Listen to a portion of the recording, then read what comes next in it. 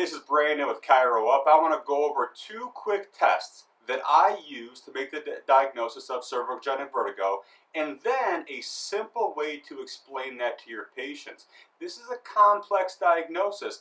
One, we need to understand that as physicians, but also we need to make sure that our patients understand what their diagnosis is for the best possible patient outcomes. So the first two tests that I'm going to use for a patient where I suspect a cervicogenic vertigo is number one, Dix-Hallpike maneuver, and that, as you can see here, is I'm moving the head into the side where the patient normally gets their vertigo, and I'm bringing them down with their head into an extended position.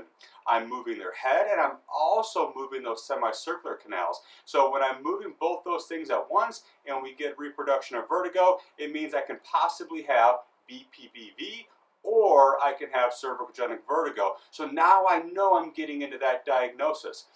Now I can move into the head fixed body turn test, where you can see here as the patient is sitting upright, I'm keeping their head stable. So now I'm not going to get any kind of movement within the semicircular canals. I have the patient move their own body, and what they're going to notice is that if it is cervicogenic vertigo, if they are moving or stimulating those mechanoreceptors and proprioceptors in their neck, and that reproduces their vertigo, now I'm going to go into a cervicogenic vertigo as compared to BPVV.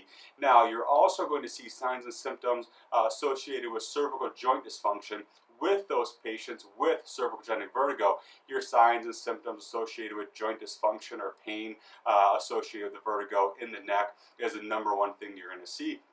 In fact, a new paper that just came out this year shows that you start to see Ruffini corpuscles start to go into those diseased discs. When you start to see those go into the disc and you see them go into the muscles, that's a big deal. It means that you're starting to get some aberrant mechanoreception, aberrant proprioception that's leading to a mismatch in the brain. And here's how I explain that to my patients.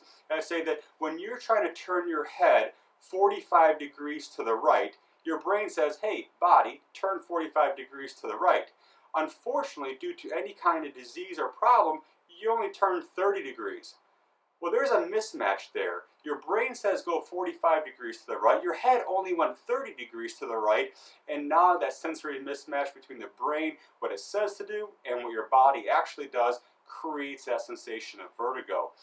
So that's the two tests that I use to make a diagnosis of cervicogenic vertigo, and that's the one way that I explain that to my patients, and they can see visually that there's a mismatch between my hands, and they can understand what's happening.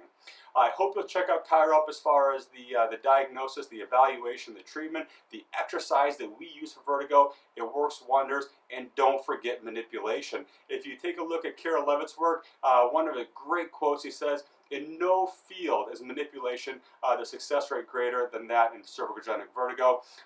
Take a look at the condition reference. Start to use the exercises for these patients to get the best possible patient outcomes.